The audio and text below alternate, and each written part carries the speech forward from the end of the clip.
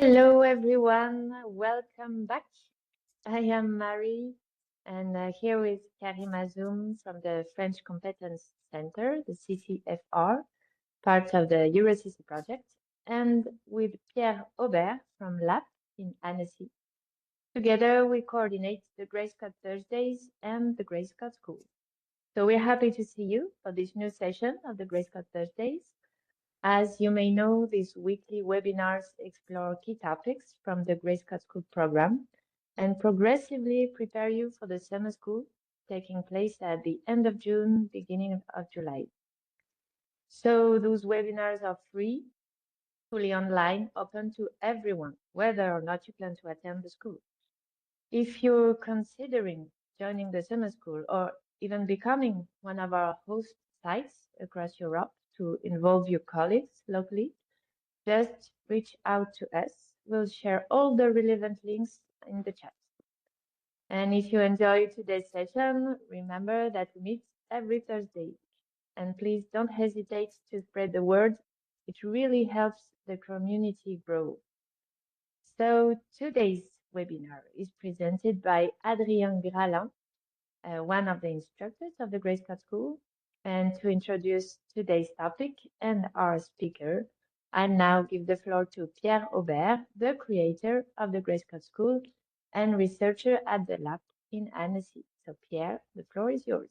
Okay, thank you, Marie. So I will briefly introduce Hadrien, which is involved since the very beginning. In fact, before the beginning of the Grey Scott School. So Hadrien is a research engineer at AGC Lab, and Hadrien is involved in many areas of physics. In fact, in terms of simulation optimization, stuff like this. So with astrophysics and cosmology, and also particle physics with, for example, ACTS, a common tracking software. And you contribute a lot on this project. So it's well used in particle physics experiment at CERN, for example, in ATLAS and in LHCb, for example. And also you made a really great lecture about Rust, but unfortunately this year you don't have time, so we'll postpone that for next year. And you are involved a lot also in optimization in general and finding new algorithm, new technologies, and of course lots of Rust. And recently you moved also to do some optimization in networking, UDP, stuff like this. So a kind of new world. Now it's time to talk about CPU architectures, all the weird detail of CPU architectures. And to do that, Hadrien, I will let you speak about that. So Hadrien, it's yours. And I wish you a happy webinar. Of course, if you have some question, you can use the chat and we'll answer all the questions at the end of the lecture. All right. Thank you, everyone, for the introduction. Let's go. So, as mentioned, my goal here will be to give you an introduction to the topic of CPU hardware architecture. And first of all, I need to clarify which architecture I'm talking about, because when people speak of CPU architecture, they can actually mean one of two different things. On one side, we have something called the instruction set architecture. You may have seen names before like x86, ARM, Power. Those are instruction set architectures. Those specify a contract between binary code, compiled programs, and the CPU. They say when the program will execute this instruction, this will happen. On the other side, we have another kind of architecture that you may have heard as well, like Zen 5, Apple M4, Intel Emerald Rapids. These are microarchitectures. Microarchitectures are the inner details of the CPU that make the instructions happen. So on one hand, when you have only the instruction set architecture, you cannot say how long an instruction will take. You can only say it will have this effect in the end. On the other hand, when you have the microarchitecture, you will have access to details like how much energy will it cost, how long will it take, and so on. If you look at it, also the ISA is public. It's very widespread. There are many CPUs sharing the same ISA, and it's very backwards compatible. Like when you boot a modern x86 computer, it still emulates the IBM PC for the 80s, and changes slowly, mainly by adding new functionality as opposed to removing some. The microarchitecture is not so nice. It's half secret. There are some things we know, some things we think we know, and some things we don't know. It can change more rapidly across generations, across even sometimes different chips within a single generation. And there's basically no guarantee of compatibility. So why do we bother with microarchitecture if it's not as easy to study as instruction set architecture? Because as I hinted earlier, we need to study the microarchitecture if we are to answer performance questions, like how many operations can I compute per second? What is even a native operation versus something that's simulated? Sometimes it can happen. How can I improve the latency with which my CPU accesses data? How can I improve the throughput? How many data elements I can transfer per second between my CPU and another chip like the main memory? Anytime you want to answer this sort of question, you need to study the microarchitecture. And the good news here is that even if it changes in a way that's manageable. By which I mean the big design choices that we are going to study today are rather stable. A CPU will not have caches one day and stop having caches on the next generation. Superscalar execution has been with us for a long time in its current form and so on. We'll study more these terms later in this talk. Even the quantitative parameters, which in principle would be easier for hardware manufacturers to change, like how large the caches are, these parameters also tend to change actually relatively slowly over generations. Furthermore, even when you are comparing chips from completely different manufacturers implementing completely different instruction sets, you will find that their microarchitecture are similar because the manufacturers do not exist in a vacuum. They copy each other. When someone has a good idea, other manufacturers end up embracing it. So our first topic of study will be memory accesses. And to explain why, I will first put in perspective the relative performance of arithmetic computing versus memory access. So let's take a compute server from my lab, which has two of these CPUs on the same motherboard. And let's see how fast it can handle single precision floating point numbers for a certain definition of handle. If my definition is how many mathematical operations arithmetic can I compute per second, then I can multiply the number of sockets by the number of cores per socket, by the frequency, by the amount of fuse multiply add operations that I can perform per second, by the amount of elementary mathematical operation that compose these instructions. And what I will see is that I am about 8.2 to the power of 12 floating point operations per second. So 8.2 teraflops single precision in HPC jargon.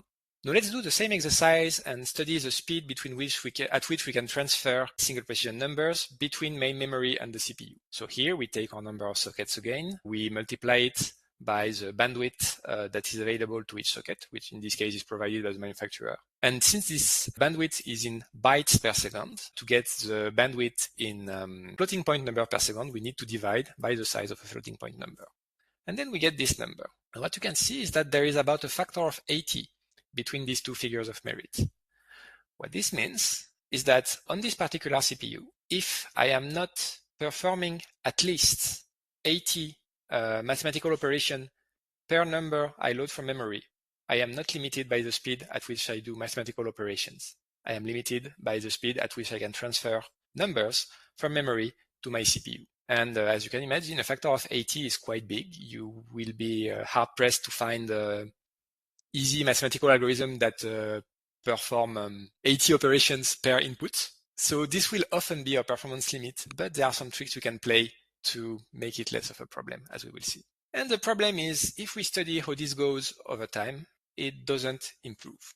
It keeps getting worse. The performance of computing increases far faster than the performance of memory transfers. Here I'm vague about performance. The main problem is latency. In terms of bandwidth, we have tricks to manage. The question then is, okay, if memory is always my bottleneck, can my computer manufacturers give me some faster memory so that I stop worrying about memory transfers all the time? And the problem is we know how to make a faster memory than the main memory, but there are trade-offs. When you build some kind of computer memory, you need to balance concerns like Can I power off this memory and keep the data in it? This is true of hard drive. This is not true of main memory. Can I have a performance? But by performance, I have two different figures of merit. How many bytes of data can I transfer per second, the bandwidth? And how long will it take for a particular byte to get from the source to the destination? This is called the latency.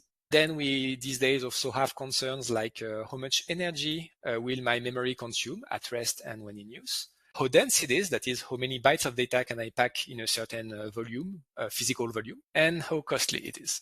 And basically, you can improve one of these at the expense of at least one of the others. The way computer architects approach this trade-off is by using so-called memory hierarchies, where the goal is to get a bit of everything, to get some memories that are very good at performance, some that are very good at price, that are non-volatile, some that are volatile, and so on. If we look at the system I mentioned earlier from this perspective, we see that it actually contains many different data storage devices, memories. Nearest to the compute unit of the CPU, we have so-called registers. They are tiny. We have 16 of them with 32 bytes in each, if we are considering a floating point operation vectorized ones. But there is no latency. When you run an instruction, it can access this register instantly. And from the perspective of computing, their bandwidth can be considered unlimited. You will never be limited by the speed at which your instructions can load data from registers. Yet, there is this problem that this is less than a kilobyte. For many real-world problems, it's a bit tiny. So what do we do then? We have so-called cache memories. The first one, from the perspective of data, is the level 1 data cache, not to be confused with the level 1 instruction cache, which, as you can guess, contains instructions. This is much larger, but it starts having some latency. You can, if you are exclusively depending on input from registers, be limited by this latency. And it has a lot of bandwidth, but on modern CPU, you can execute like 5 or 6 instructions per cycle, I think these days, if you are perfectly clever, and this is a bit less. Then we have the level 2 data cache, which is larger and slower. And the level 3 one is special, because as you can see here, I have written something. I am saying it's 4 megabytes per core. So the level 1 and level 2 cache are private to each CPU core. As soon as you get to level 3 on x86, you have a cache that is shared between cores. And this means that if you have one core that's doing stupid things, it can potentially consume all the level 3 cache and leave no room for the work that other cores are doing and so on. Also, because it's shared, there are many more precautions to take when accessing the data stored in it, so it's even slower. And then we have the main memory, the stuff we call the RAM, we buy in sticks, the price is exploding these days because of the LLMs. And we gain 3 orders of magnitude in terms of capacity, which is nice. But when you look at latency, it's worsened. And more worryingly, we lost also an order of magnitude in terms of how many bytes can we transfer per cycle. And this here you can see again how easily we can get limited by data transfers from main memory. And then we have the mass storage device. I'm just showing them to show you that non-volatility is an extremely expensive property, but capacity per euro is also much better. So as you can see, if you want fast memory access on modern CPU, you basically need to put these caches, L1, L2, L3, for x86 to good use. What do you need to know about caches to do that? They have a number of fundamental properties. First, caches do not work with individual bytes of data. They work with bunches of bytes called cache lines. A cache line is typically around 64 bytes. This can vary a bit between one CPU and another.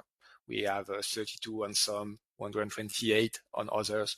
It's still in the same ballpark. And moreover, these cache lines are aligned in memory, which is to say that their location in memory, if you look at memory address, is a multiple of their size. What this means is if you have data structures with lots of numbers that have nothing to do with each other, when you ask to read 1 byte of data from this data structure, the CPU will load 63 other bytes of data that you don't care about. and you will pay the price of these 63 loads. On the flip side, if you manage to put your data in memory such that data which is used together is located close to each other, you will get better performance because you will pay the same price of loading 64 bytes, but you will use all of these bytes. You will therefore make better use of the memory that your cache has stored, copied from a memory. What this means in particular is that when you have structured data, you need to be careful with a layout called array of structure, where you are basically an array where each member is a structure. This layout can be good in some circumstances, but you should only use it when with structures where you know that you are going to use all fields at the same time. Then we have another principle called temporal locality. What this means is when your cache needs to load some new data from main memory, it will usually replace some data.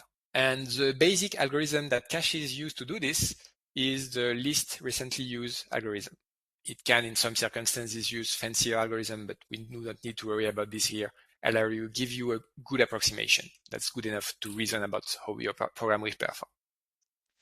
What this means is if you have some piece of data that you are using in one point of your algorithm, and then later you're using it again, you don't want to wait too much between the point of first use and the point of reuse. Because if you wait too much and manipulate too much unrelated data, eventually your cache line will be replaced by another unrelated one, and then you will not benefit from the cache when you reuse the same data. You will need to load it from a lower level of the memory hierarchy with worse performance. One point which I do not have time to detail also is because of the way caches work, you want to, as much as you can, have memory access patterns that consist of basically taking data in memory from a certain position to another position, looking at each byte of data. You want to have so-called exhaustive or linear access patterns. If you don't do this, you will get issue with many hardware mechanisms, like prefetch, which is a mechanism where the cache tries to hide latency by preloading data that you will hopefully need later on. Associativity, which is a property of caches where they cannot, let's say that a data at a certain position in memory can only go in certain positions of the cache, and so on. And then if you are doing parallel computing, as you should, there is one more issue you need to take care of when it comes to caches, which is that caches essentially implement a form of reader-writer lock in hardware. When one CPU core is writing to a memory location, what it's doing is it's removing that memory location from the cache of all other CPU cores. And this means that you need to be very careful with writes to shared memory locations in parallel programs. As much as you can, your parallel programs should be designed such that each thread operates on data that is private to this thread when it comes to modifications, and the only sharing that happens is on read-only shared information. Obviously, you cannot get exactly to this, but you should aim for this. Speaking of parallelism, let's look in more details at how we manage to achieve such huge compute power in modern CPUs. The first trick, which is perhaps the older one, is called pipelining. And the idea is as follows. When you ask your CPU to execute a certain instruction, the CPU will not do one thing. It will actually do a bunch of things. It will need to load the instruction from memory. It will need to decode it. That is to say, the CPU has loaded a bunch of bytes from memory. It does not know yet at this point which instruction it is. It is supposed to add some numbers, integers, floating point, divide, multiply. So you need to decode. Then you need to load input data, if any, from memory, perform the computation of interest, and then save back the data to the cache or eventually target memory location. And the whole idea of pipelining is that if you throw enough hardware at it, it is possible to execute these stages in parallel for different instructions. So for example, you can start fetching the first instruction, then as it's decoding, start fetching the second instruction. Then as the first instruction is decoding and the second is being fetched, you can start loading the third instruction and so on. And the idea is that in an ideal scenario where you manage to maintain this discipline perfectly, keep all your functional units active at the same time, then you get a speed up in terms of throughput, number of instructions executed per second, which is that your instructions go n times faster, where n is the number of stages in our pipeline. Here I show you a simplified pipeline with 5 stages. Modern CPUs are more like 10 to 20 pipeline stages, so you can see quite a bit speed up. But there is one problem with this. Notice that here I have assumed that before I even look at the first instruction, I already know what the second instruction will be. This is not a given. As soon as you have so-called branching, which you may know from programming practice as if-else loops, virtual methods, then we have a problem, because a naive CPU, when it encounters an if statement, does not know what is the next instruction. It could be the branch inside of the if, or it could be the branch outside of the if, or in the else branch if there is one. So how does the CPU know? Well, it doesn't. It guesses. That's called branch prediction. And moreover, because branch prediction can be wrong, we need a second hardware mechanism here, which is called speculation. The idea is that the CPU makes a guess as to what the next instruction would be, and starts executing code under the assumption that the guess is correct, but it makes sure that no user visible state is modified in this process until we are sure that the initial guess was correct. If the initial guess turns out not to be correct, then we need to throw away all the work that we've done and start over, which means that we've done wasted work, it costs energy and so on, and it costs us time because we need to start over again with all those blank stages.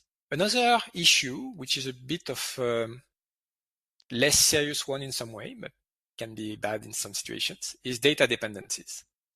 Let's imagine you have one instruction that stores data to memory, and then you have another instruction next to it that loads data from the same memory location. As you can see, if we execute in the manner that is described in this diagram, then the first instruction will store its result after the second instruction has tried to load it, which doesn't work. This means that we will need somehow to make the second instruction wait for the first one. CPUs have plenty of tricks to improve upon this by basically allowing allowing instructions to pass data to each other by other means than memory access. That's called bypass. They can also do so-called out-of-order execution, but ultimately, if you have too many data dependencies between instructions, you will lose performance because your instructions will need to wait for each other. Which brings us to the topic of out-of-order execution. CPU instructions do not all have the same latency. They may take variable time to produce a result. And by variable, I mean that it can vary by a factor of 100. The idea is that as the CPU waits for some instruction to complete, it starts running other instructions that are assumed independent from the first one. The problem is you cannot just, start executing a huge amount of instructions, have a huge amount of instructions in flight, because there are limits, right? You need to keep track of the values that instructions are exchanging. You need to keep track of the data that must be loaded from memory or that must be stored to memory. And there are many of these quantitative limits, and on embedded and HPC CPUs, the limits tend to be smaller than on your average home CPU, at least for when we consider CPUs designed for HPC like the Fujitsu A64FX, for example. This means that if you want to get to optimal throughput without being limited by this metric, you need to be careful with stuff that adds lots of latency, which means access to high latency memory like the L3 cache and RAM. Remember, L3 cache is like 40 cycles, RAM is 100 cycles. And you need to be careful also with dependency chains, which is instructions that depend on the output of a previous instruction that depend on the output of a previous instructions. Here I give two examples, one in arithmetic. If you do a sum like this, then to compute this sum, you need the output of this sum, and to compute this sum, you need the output of this sum, which is the output of this sum. And if you look at this sort of indirect array access, same thing. To access this element of the X array, you need to access this element of the Y array. And same with chain of pointers, you get the idea.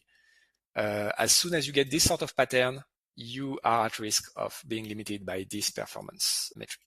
As we've seen, executing one CPU instruction is quite an unexpected amount of work, which led CPU manufacturers to ask themselves the question, can we amortize this work? Can we do more work per instruction? And that's the basic idea of single instruction, multiple data, also known as vectorization. The basic idea is that you have instructions like add PS for x86, for example, and one of these instructions is able to add 4 single precision numbers with 4 other single precision numbers to produce 4 results. So in one instruction, you do multiple operations, but it needs to be the same operation for the whole batch. So the nice part is, if you get it right, you do more work per instruction. The bad part is, it's only available for very few operations compared to the whole vocabulary of CPU operations. Getting code that works on multiple computers with SCMD is a pain, even when you are only targeting one single instruction set, because SIMD instruction sets evolve quite quickly in some way. And these instructions tend to be very sensitive to the way you lay out your data in memory, which means that anytime you do some abstraction over data, like object-oriented programming, you need to do so with care. You need to have abstractions over batches of data, not individual data points. And then within those batches, you need to lay out in memory such that, for example, when you did a batch of 4 floating point numbers, these numbers are located next to each other in memory. Then, if we cannot do more work per instruction, sometimes maybe we can do more instructions in parallel. So that's the idea of superscalar execution. It's a hardware feature that allows you to execute n instructions in parallel from the same program thread, under the condition that these instructions must be independent from each other. So if I take my summation example again, these two sums are not equivalent from the perspective of superscalar execution. In the first one, you have a dependency chain, so it's impossible to execute 2 of the sums in parallel because each one needs to wait for the previous sum to be finished before starting. Whereas in this situation, you can run 2 sums in parallel before the final sum, which will be sequential. Then, after superscalar execution, we have a so-called simultaneous multithreading, better known by the Intel marketing name of hyperthreading, where the idea is that you multiplex several application threads on the same compute units. Why would you do that? Because if you have, these latency problems, dependency chain problems, within one thread, but you have a different thread that processes a different dependency chain, then you get 2 independent streams of instruction and you can perform out-of-order execution. So hyperthreading is good when you have all the things I told you not to do earlier. It's good when you have high latency memory access. It's good when you have blocking I/O even at the operating system level. But it will not be a performance improvement and can even be a penalty in the case where you have well-optimized CPU threads that process similar compute workload, because if they are well optimized, they already know how to use the CPU compute units of interest, and if they do the same thing, they will end up fighting for the same compute units, while the other compute units will remain idle. And finally, we have multiple CPU cores, which is the idea of having several application threads which are on separate compute units. I do not say independent because they will still share resource. We have mentioned earlier the last level cache. The main memory is also a shared resource. And it's easy, if you're not careful, to get a multi-core application that's limited by the performance of one of these shared resources rather than by the performance of individual CPU cores, the compute units. That was a lot of hardware features. So can we summarize this? Yes, we can. Pipelining is something that can give you a performance gain of the order of 10 to 20x on modern CPUs. To do that, it requires you to have control flow that's predictable. That is to say, the more branching virtual functions you have in your inner loops, the more likely you are to run into pipelining problems. Pipelining issues are optimized by profiling to find places where branch prediction does not work, trying to, if possible, put those branches to extract them out of loops like by, for example, grouping your data by condition value. And if you cannot do that, there are tricks you can play where you basically evaluate the two branches and decide at the end which of the results you want. But this is a last resort option that will provide a lesser benefit and will result in less maintainable code. We have single instruction multiple data. This is something that requires you or your compiler to use special CPU instructions. The gain depends on the size of your data type. The smaller your data is, the more gain you will get from SIMD. So if you are doing double precision computations on x86, depending on the generation of CPU you're dealing with, you will get a factor of 2 to a factor of 8 of performance on those instructions that are available in SIMD form. So more like in a typical application, maybe 50%, you can get maybe, let's say you get a factor of 2, you are at the lowest tier of x86 hardware, maybe you will get more like 20% speed up in the end on something that's very limited by arithmetic. This means that if you can live with lower precision computations, narrower data type, it's easier to get a benefit from SIMD. Now, I mentioned special instructions, and I mentioned also earlier that these are a pain to use, which means that the tuning work depends on which scenario you are in. In the easy scenario, you have access to a library that someone else has written and maintained that provides a high-quality SIMD implementation of the algorithm you want to use, like the FFT, matrix multiplication, and so on. Then it's easy. You just use that library and you get SIMD for free. If you do not have this luxury, then you essentially need to write the library yourself. And then it depends. If you basically need to perform independent computations on lots of data points that are located in memory using a simple layout, it's not so easy but manageable, like pipelining. And if you need to do complicated stuff like access data from memory locations that are widely spread around, or if you need to have complicated branching patterns between different data elements, it's going to be very hard. Superscalar execution requires independent instructions within a single CPU thread. It provides a benefit that depends on how you use a varied or narrow mix of CPU instructions. Most CPU instructions of interest have 2 associated compute units in hardware, so you can get at least a 2x benefit if you do only one thing, like you are doing multiplications in a loop, additions in a loop, FMAs in a loop. If you are doing more varied stuff, like a mixture of floating point and integer operations, for example, you can get maybe to 8x on some specific CPUs that have lots of superscalar execution power. The good part is that it's relatively easy. You profile to find locations where you have dependency chains. And then you break down those dependency chains into subchains. So if you have a sum of lots of numbers, as I mentioned earlier, you try not to do this single accumulator design and instead use multiple accumulators. Then you have SMT. This requires, to work well, different CPU threads that have workloads that are either waiting for something all the time or are very different to each other. All that to get on x86 like a 2x performance benefit, which is not that much because again, it's 2x within the scope of what you've optimized with SMT. So it's less in the scope of the overall application. And it's hard to tune and yeah.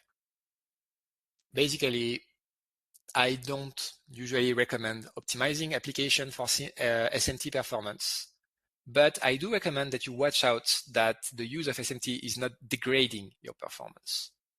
Because if it does, there is an easy fix, which is CPU pinning. And finally, we get multi-core. So almost independent CPU instruction streams, but still with shared resources. Multi-core can be a huge benefit in modern systems. We used to get 4 cores. We still have them in some lower-end laptops, but servers can have 200 CPU cores or more.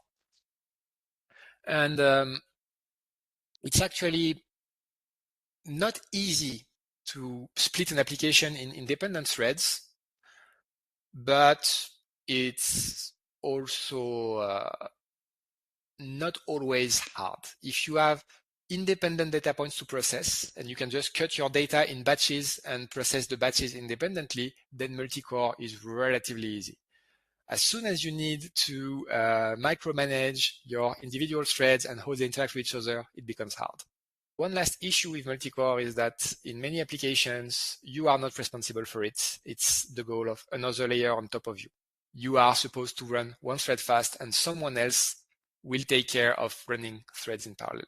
So that's the main stuff you need to know about CPU architecture to get good performance. Now, let's move on to a few other topics. If you are at the Grasland School, I'm assuming you are mainly interested in floating point operations. And here, one thing you need to know is that not all operations from your programmer perspective are the same from the hardware perspective. These arithmetic operations are the easy ones. A modern CPU can perform 2 operations of this kind at the same time each cycle via superscalar execution. And moreover, if you use a SIMD instruction and you have like a vector of 8 floating point numbers, for example, you will get an 8 times speedup for those operations.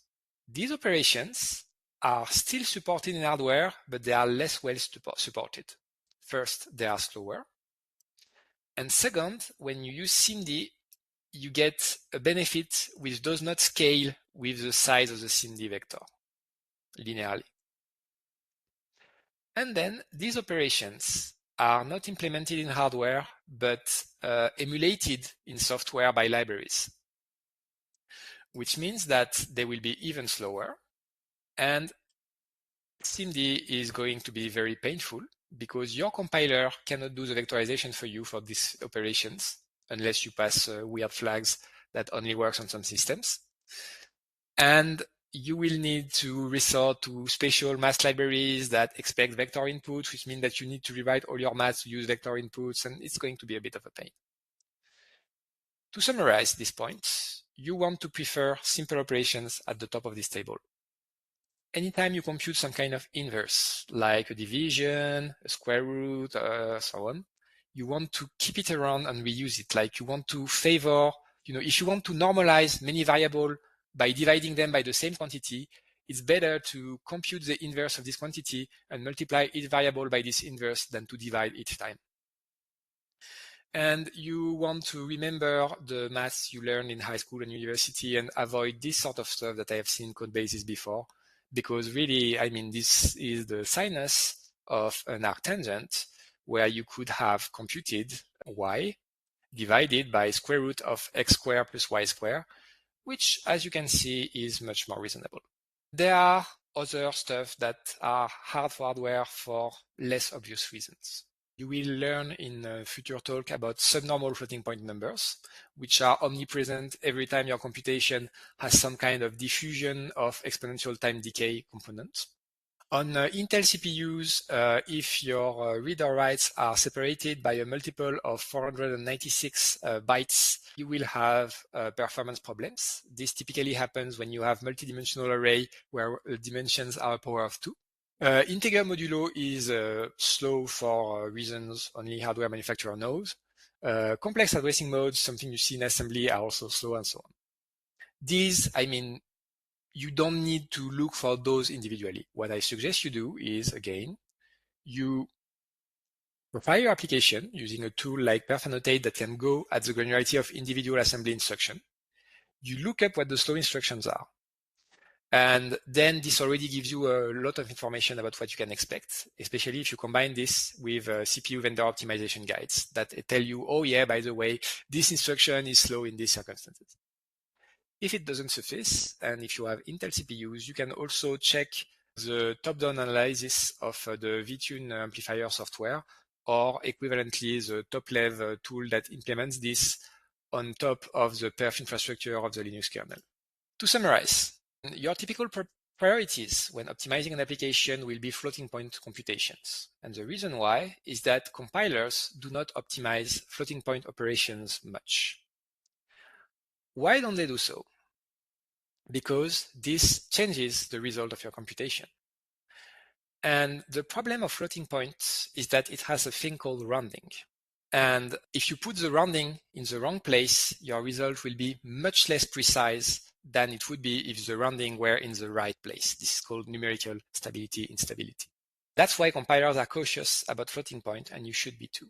You want to be careful in general in the innermost loop of your computation. Like, you know in which function you spend most of your time. This function has a loop with a loop inside, You want to be very careful with what happens inside of the innermost loop.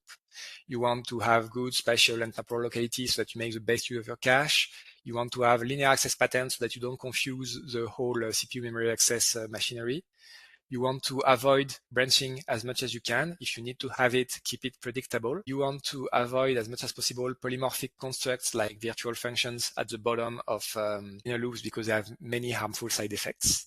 And you want, as mentioned, to break down your dependency chains so that your CPU pipeline can work efficiently. Finally, one point that is not always covered but is important these days is system calls. System calls are when you need to call into the operating system to interact with some I/O device, like when you do network access, disk access, and so on. The more time passes, the more those keep getting more expensive with respect to other operations. This means that you don't want to perform many system calls. You don't want to synchronize your threads frequently because this involves system calls. You don't want to perform lots of I/O with tiny granularity because that's lots of system calls. You want to perform a few large coarse-grained system calls, and this will amortize their overhead better. To conclude, modern chips, both CPUs and GPUs, because most of what I said is actually also applies to GPUs. They are not, invented radically different hardware. They do essentially the same thing as CPUs under the hood. These chips are very complex. They have many mechanisms, and each of these mechanisms can affect performance in some circumstances. The intent of this presentation is to show you that because the CPU works in a certain way, some code patterns will be easier for a CPU than others. And the idea is to you want to write your code in a way that's helpful to the CPU, that helps it achieve its best performance by avoiding the thing that doesn't know how to do well and helping it do the thing it knows how to do well. And one important take-home message is that you don't need to sacrifice portability and write all your code in assembly to achieve good performance. And the reason for this is that CPUs with different ISAs, microarchitectures, GPUs, they all have a lot in common. They all use the same tricks under the hood. And this means that what optimizes performance for one is very likely to optimize performance for the other. The main difference is in orders of magnitude. So every time you have a quantitative parameter like a cache size, you want to make this tunable at the code level so that when you compile for different hardware, you can optimize for the size of this construct on this hardware. And SIMD is a pain on all hardware, which is why if you can offload it to another library maintained by someone else, you probably should. This stuff is manageable, again, if you put tunables in the right place in your applications, or abstractions in the right place, that is coarse-grained abstraction, where for each call to the abstraction, you do a lot of work. Here is a bunch of bibliography if you want to study the topic in more details. And with that, I thank you for your attention. Now open to questions. And I see there is already one in the chat, which is about the fastmath optimizations. So maybe I will start with that. So let's go back to this point. I mentioned earlier that compilers do not optimize floating point computations very much. In particular, when you have this sort of pattern, if it's done using integers, the compiler will automatically turn it into this. If it's done with floating point numbers, the compiler will not turn it into this because it changes the results. What fastmath on GCC and Clang does is to disable this compiler safety feature. It tells the compiler that it should assume that your floating point numbers are real numbers, and all rules that apply to real numbers also apply to your floating point numbers. This is a dangerous thing to do because floating point numbers are not real numbers.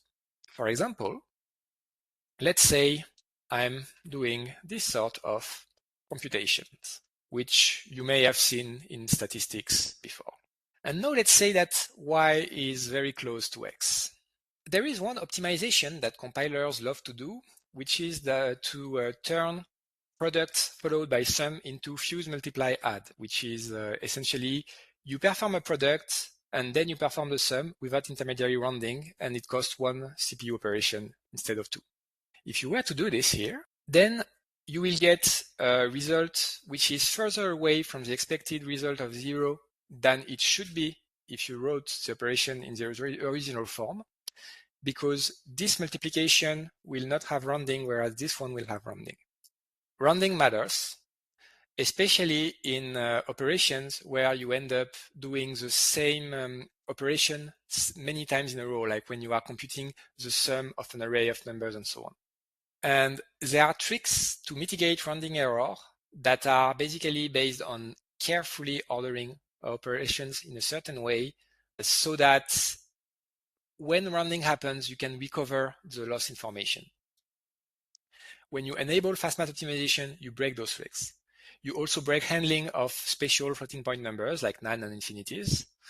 And basically, you don't know anymore what you are doing, and the result of your computation can change with a compiler upgrade from one correct computation to one incorrect computation. All this to say, I personally use fast math as an optimization guide.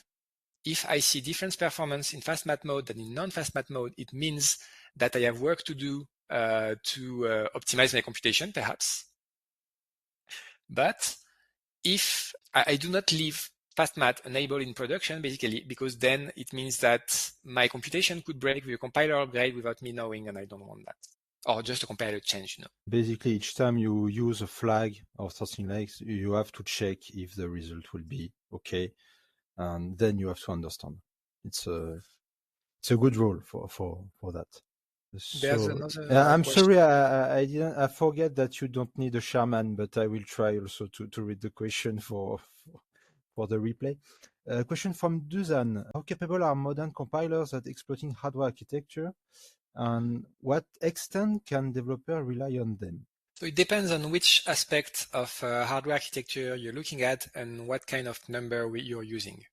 As I mentioned, compilers perform more optimizations on integer operations than on floating point operations. In floating point operations, due to the rounding problem, you usually need to do more things yourself. If we take a look at this table again for execution, compilers cannot help much with pipelining because this depends on control flow, which is something you decide. Basically, the main optimization they can do is if you have condition an if in a loop which always has the same condition no matter which iteration you're at, the compiler knows to extract the if outside of the loop.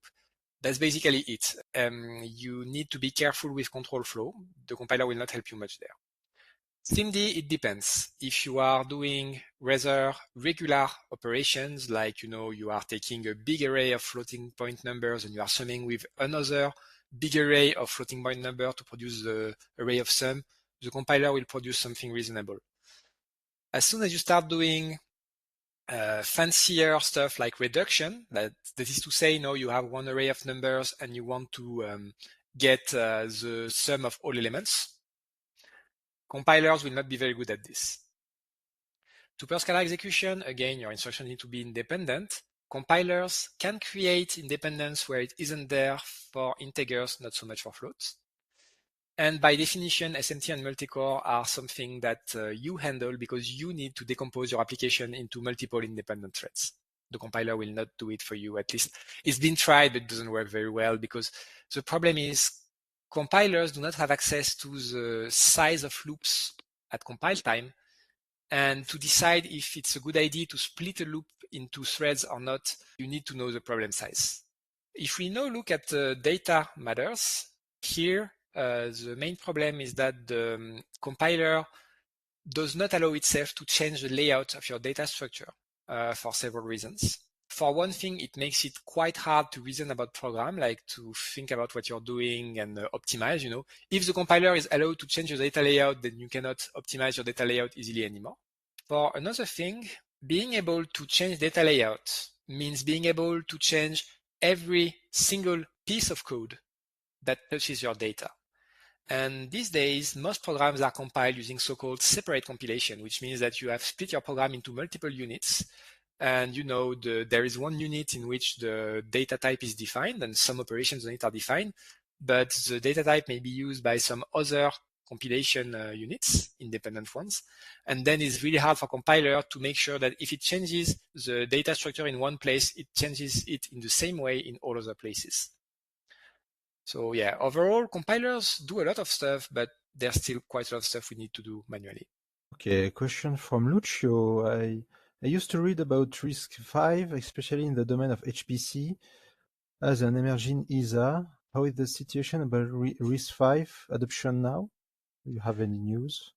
Let's say that, we have a joke in physics that nuclear fusion is a technology that is only 20 years away since at least 20 years. RISC-V in HPC is about this. People keep thinking it's close, but there are still a huge amount of problems to solve. Like last time I saw a report about an HPC RISC-V chip, it was not even able to saturate the memory bus bandwidth, which remember, it only takes 1.6 byte per core to do so. So yeah, we will maybe see it someday, but it does not look like something we will see tomorrow. ARM is in a more interesting situation. I would say we will see ARM HPC chips in large numbers before we'll see RISC-V HPC chips. In fact, we already have a lot of ARM machines now. Yeah, it's already starting. Yeah, it's already starting. Hugo said, okay, thank you. It's very interesting. So it's a good point. Henri Pierre said, what is the best way to write an algorithm which should live more than 20 years? In fact, we do that a lot of that in N2P3. In other words, is the optimization gain could be a technical depth too costly at some point. So this will get me back to something I keep saying many times over in this presentation, which is it's very important before you engage into any kind of optimization work to perform some kind of general profiling and see which area of your code are responsible for most of your CPU time consumption. Because the optimization trade-off that you mentioned is local. Optimizing something that your program spends 1% of its time doing can only give you at most, under perfect circumstances, a 1% performance benefit. Is the extra code complexity worth a 1% performance benefit? Maybe not. On the other hand, if you have, as often in HPC, one part of your program that takes 50% of your time or more, and you can speed that up by a 10 times factor, then you can get 45% faster, and that starts to be a sizable number. So that's one's first answer to the question. The other answer to this question is that, in general, code that needs to live for 20 years should be written in a way that is easy to maintain. And that means for every procedure you do, you should have a bunch of testing infrastructure that allows you to check that, before, after an optimization, what used to work, still produces correct results. When you have that, it's easier to perform changes like optimization changes. Finally, one powerful tool when you have some complex stuff in your code is abstraction. As I mentioned, abstraction is not necessarily an enemy of optimization. What is an enemy of performance is fine-grained abstraction. You don't want to have an abstraction that's like a three-dimensional vector. You want to have an abstraction that's a batch of three-dimensional vectors. That's the difference. When you do that, if you put your abstractions at coarse-grained boundaries, it doesn't cost you significant performance, and it makes it easier to replace an algorithm if hardware evolved so much that the tricks that worked yesterday do not work anymore today. I don't know if that answers the question. And also another point, you have, if you want to maintain your code for 20 years, you have first to have a good design, and you have also to be sure that if you want, for example, to call a matrix product, you don't want to call it yourself, and you don't want to reinvent the wheel, of course, but you don't want to be chained also to one specific implementation. You don't want to use only MKL, only LAPACK, only Eigen. You want to be smart with that, because at some point maybe this library will not exist anymore. So you just want to say, okay, I want to do a matrix product. I don't care about which library under the hood I want to use. And you make your abstraction like this. And also, as Hadrien mentioned, if your matrix product is a 4x4, maybe it's too fine grained for the abstraction. Maybe it's better to. And if you need to do it, the optimization strategies will not be the same at all as for large matrices. Yeah, it's not the same at all. But maybe we will talk about Winograd and Ladderman later. But yeah, the design is really important and the profiling is really important. Question from Jules. Thank you for the very nice talk. What would run differently when executing code inside a container? Are there any extra layer to the way instructions are evaluated or memory managed? If we are talking about containers running directly on top of a bare metal Linux system, then from the CPU perspective, there should be no difference. Where there will be difference is in terms of I/O. Every disk or network I/O will go through an extra filtering layer, and you can expect to pay some price for this. But in terms of CPU and memory, it should basically be the same. And actually, that's also true of modern virtual machines that use the hardware extension for virtualization. Okay, question from Luca. Even with OpenSCC library like kernel directive, I think it was when you were talking about compile optimization. So I don't have enough experience with OpenSCC to answer this question with 100% certainty. I will defer this to people who have spent more time with it, like Vincent.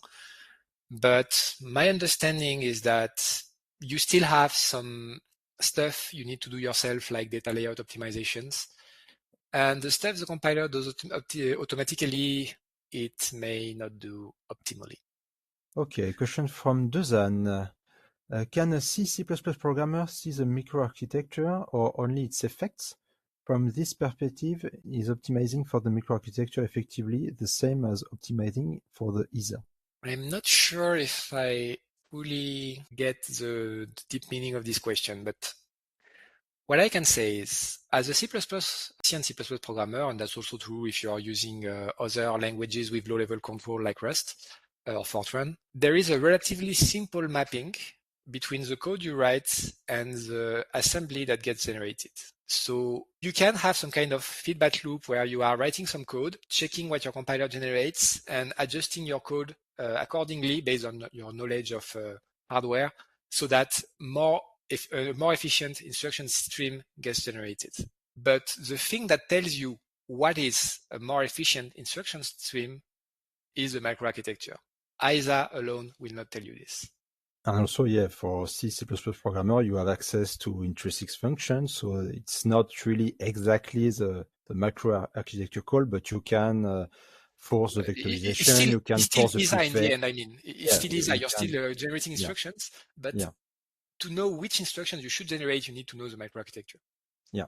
Remark from Vincent, for nuclear fusion, I used to hear this will be okay in 50 years. For the last 50 years, I used to also have 50 years. So Vincent will give you the next seminar, of course, on the school for precision. So you had a little sample of the next week webinar. Question from Paulo, which profiling tool to use C++ code before start optimizing? That's a good question. And so the answer will depend on two things, your operating system and your hardware. Personally, as I mainly do development on x86 computers and Linux, I mainly use Perf and sometimes use Intel vTune. The advantage of Perf is that it can adapt to a larger range of hardware, like it works well on AMD CPUs, for example, whereas Intel vTune, being an Intel product, does not work so well on them. But it's a bit harder to use. If you are doing development on Windows, you will want to study something called the Windows Performance Analyzer, I think. And on macOS, it's Xcode Instrument. And if you are doing ARM computing on Linux, there are some other tools. You get the idea. Basically, since these tools tap into CPU-specific functionality and often OS-specific functionality as well, they will tend to be dependent on the operating system and on the hardware you're targeting. And you can also use Macao, of course. You can use also Valgrind. You can use a lot of tools. Here I was talking about profiling the runtime behavior of your program. This you can also do with Valgrind, but it's a bit less useful than Perf in my experience. You have an extra cost, because the problem is, first, it's very slow. It's really slow. It's based on an emulation of the CPU behavior rather than measurements on what your CPU is actually doing. So it's based on a model of your CPU, and the model may not always be perfectly accurate because, again, microarchitecture is something we don't fully know. So if we don't have full knowledge of it, we cannot build a good software model of it. Okay, Mohamed said, thank you for the talk. Have a good day. A question from Tanguy. Is there a recommended size for I/O? I mean, read the buffer, write the buffer, must have a certain size to optimize CPU performance? I mentioned earlier first the question of batching. Every time you do I/O, you perform a system call. System call is expensive. So generally, this drives you towards using larger sizes of I/O. But there is a limit. If you do your I/O in larger and larger and larger batches, this means that your program is manipulating a larger and larger and larger quantity of data. And at some point, you will run out of cache. This means that typically you want to use an I/O size that still make sure that the entire dataset you're manipulating, which is more than just the block of data you're emitting at the end, fits in cache. But at the same time, you want to amortize the overhead of system calls. And depending on how much computational operations you are doing, the trade-off will lie at the optimum will be at a different buffer size. So usually the conclusion is, start from your L1 cache size, try to go a bit higher, try to go a bit lower, and empirically tune it for a particular hardware and make it easy to retune for different hardware is needed later on.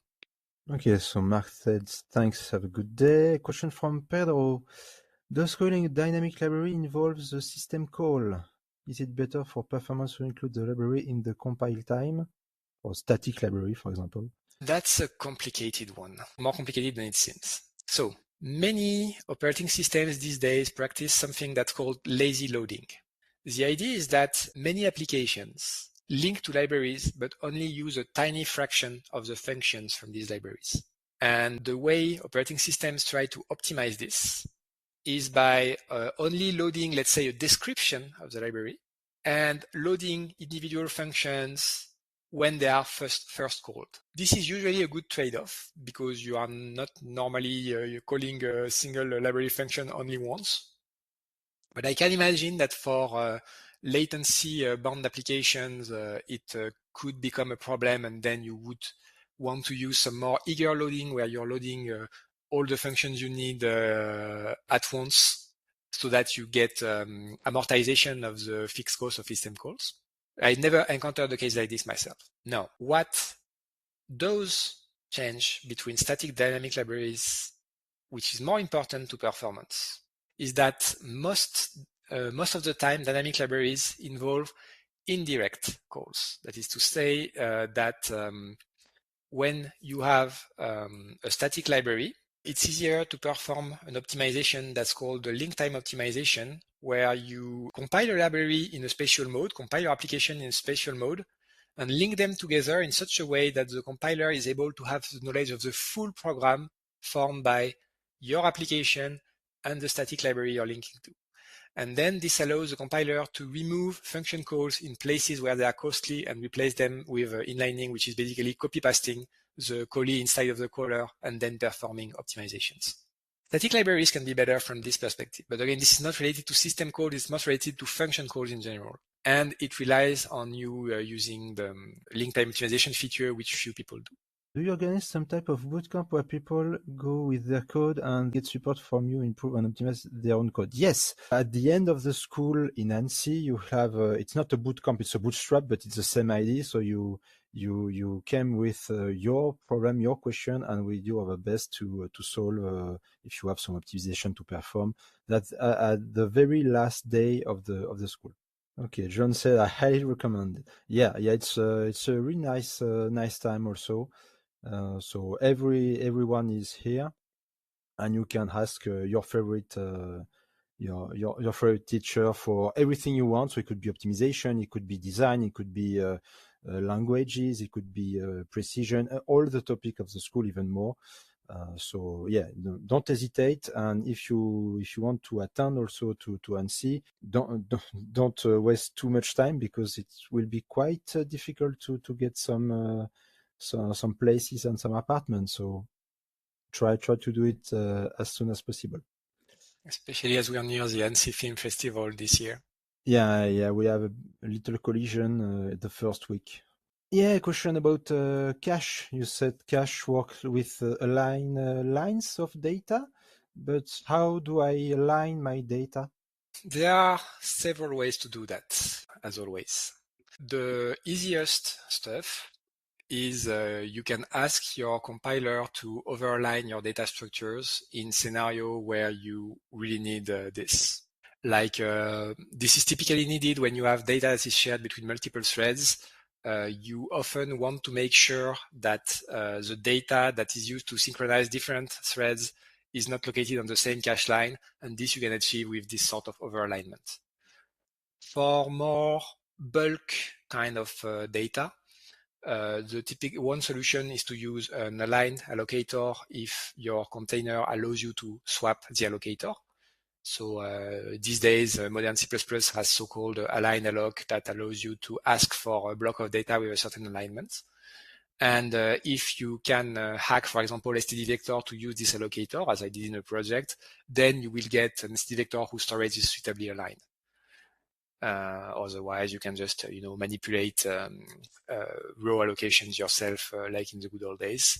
Or you can even, if you are desperate, allocate larger blocks of data and select the inner aligned subsets. There are all kinds of dirty tricks you can play here. Question from Saidi. Thanks for your presentation. Is there any beginner-friendly resource that you recommend? So I think if I just go back to my slides for a second, this book is a really, really good introduction to the general topic of microarchitecture analysis and optimization. I'm really happy I found it. It's not that long. It's available in PDF form if you cannot or do not want to buy the paper version. It covers lots of topics, does it well, highly recommend.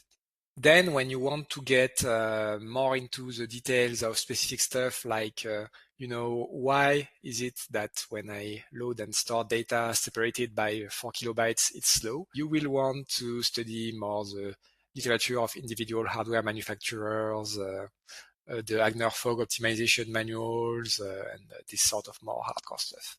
Okay, Saidi is happy. So yeah, maybe another question. You talk about CPU pipelining. What is roughly the average size in terms of cycle of a pipeline, CPU pipeline? As I mentioned, it's a bit hard to find numbers of this, but last time I checked, it was like 10 to 20 cycles on modern x86 CPUs. I think ARM is not that different. And a funny trick also, during the school, we will show you how to reverse engineer the size of the CPU pipeline. I do that in my lecture. Yeah, with unpredictable branches, you can probably get a good estimate. In fact, we get exactly the value of, I did that on my laptop, I get exactly the value it's written inside the raw documentation. So I was really happy. But I will show you that during the school. Another teaser for the school. Oh yeah. Are there some cases when the branching predicator just give up and say, no way, I don't want to try? I don't know this. I can assume you can get the moral equivalent of giving up in the form of it guessing half right, half wrong. No, you can. In fact, you can have, if you have a really complex condition, computation to get the result of a condition, at some point, the CPU will say, okay, the computing is too much. I don't want to predict because it's too much. So I will just make a bubble or make some hyperthreading, and that's it. No, if it's too much.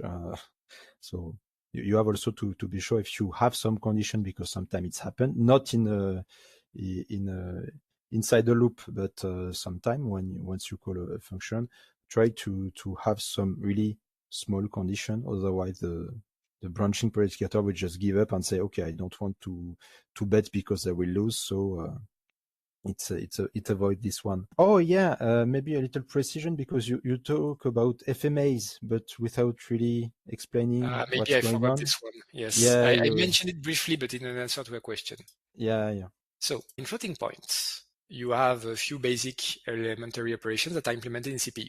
You have additions, multiplications, subtractions, negation. You have division, but it's a bit slow.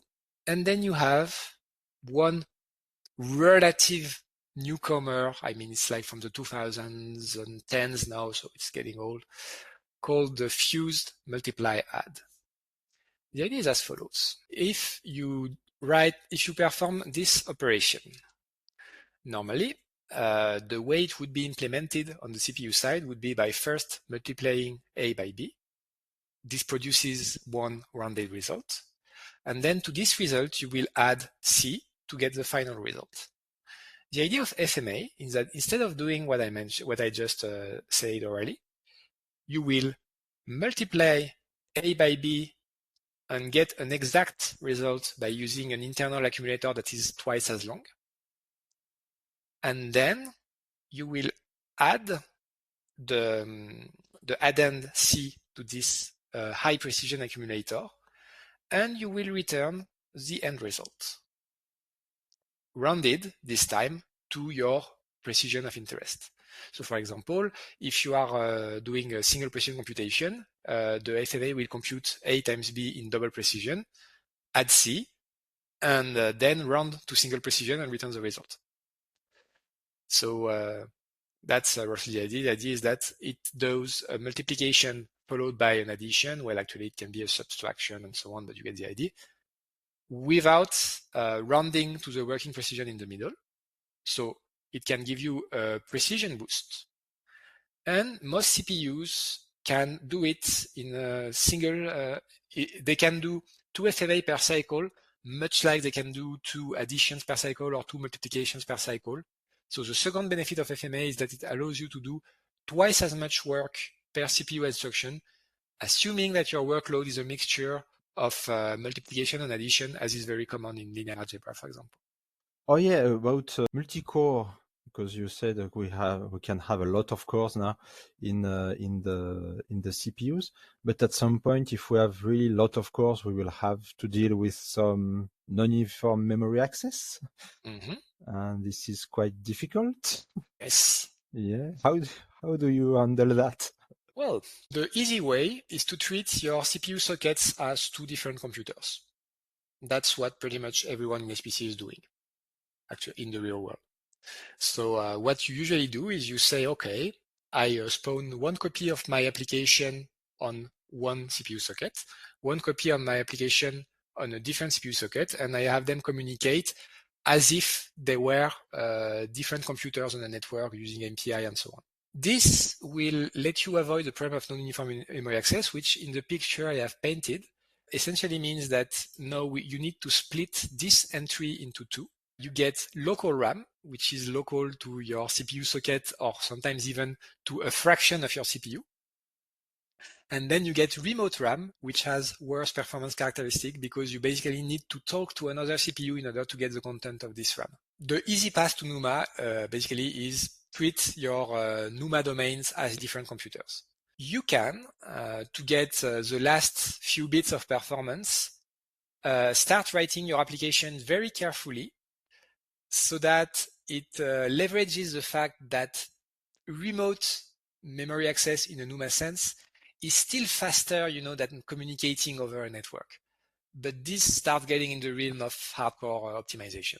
Okay, a question from Henri Pierre. Is there any work on runtime code optimization? Java has a slow code generation speed, maybe in specific libraries? The main form of runtime code optimization that I'm aware of is just-in-time compilation and variants thereof. It's used, as you mentioned, by Java, but also by JavaScript and Julia, for example. As you mentioned, the just-in-time compilation has one issue for code that is limited by latency, that is how long it takes to do something, which is that now when you start your application, you need to run a compiler, and compiler is a big software that does lots of stuff, and so you add latency every time a function of your program is called for the first time, basically. There are tricks to improve upon this that are used, for example, by the implementations of C#, Java, and JavaScript, where basically they start with a bytecode interpreter, and then at some point, when they see that specific areas of the code are called very often via profiling, they will extract this interpreted code and turn it into compiled code, and then recursively they will try again compilation with higher code generation quality, with more optimization passes that take more time, if it turns out that even after compilation the code is still a bottleneck. This, I don't know if it's still a very active area of research. What I do know is semi-recently Julia has had a relatively original take on JIT compilation by focusing less on the speed at which code is compiled and more on the quality of the optimized code. So the idea now is that you want to compile code with high levels of optimization right from the first call, which means that you will take a bigger performance penalty every time you call a new function, but you shouldn't get this very long warm-up phase while the JIT compiler is still figuring out what's going on. Okay, so we are at the end of the question. It could be a big topic if we spend a lot of time on it, because basically, in theory, runtime code generation could allow you to optimize for the specific CPU you are on. In practice, this has not materialized into JIT compile code working so much better than ahead of time compile code, because usually in order to be reasonably efficient in terms of latency, JITs work at fine code granularity, like they work on only one function, one loop, and so on, one basic block. And the problem is that with these small granularities, they cannot use tricks like inlining, which are very important to achieve code generation quality of ahead of time compilers. So maybe one topic for future work would be to study if we can have JITs that work with larger code granularity while still having reasonable compilation latencies and so on. I don't know if there are people working on this. Okay, question from Hugo. Thank you for the talk and your answer on precision. I have to go. Bye. Okay, bye, Hugo. I think we'll maybe also stop here if there is no more question. I have also some questions, but they are really technical, so maybe it's a bit too much for this morning. Okay, Jean-Marc says, thanks for the very nice webinar and question and answer. Bye. Okay, so I think maybe we will wrap it up. Okay, Samir, thank you. Bye. Okay, so thank you everyone for attending this webinar. The slide, yeah, David said the slide will be available, I think, tomorrow morning, tomorrow afternoon. At least it will be next Monday, but you will have the slides. No problem. We will have the replay also. So next week we will talk about precision with Vincent. So all the weird stuff. Yeah, you had a small sample here today with denormal stuff like this. So we'll see that in much detail next week. And Emmanuel, the recorded webinar will be available tomorrow, normally, tomorrow afternoon, maybe late morning, depending on the time I have to edit it. But it will be available tomorrow. The same for the slides. If I think to update the web pages, or maybe next Monday, but soon, in a couple of days, you will have everything. Okay, thank you everyone. See you next week for a new webinar on precision. Have a good day. Bye. Okay, so see you next week, everyone. Thank you very much, Hadrien. Thank you, Pierre. Bye. Bye. Bye.